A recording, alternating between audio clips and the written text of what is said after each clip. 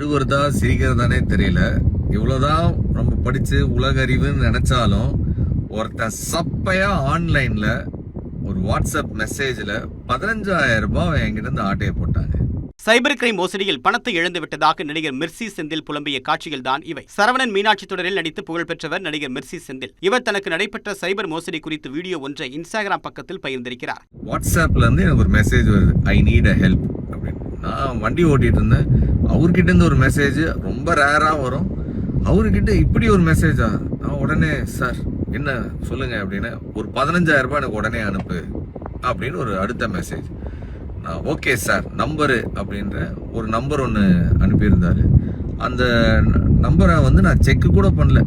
பணத்தை அனுப்பிட்டு பார்த்தா ஏதோ யோகேந்தர்னு சொல்லிட்டு வேற ஏதோ பேர் வருது.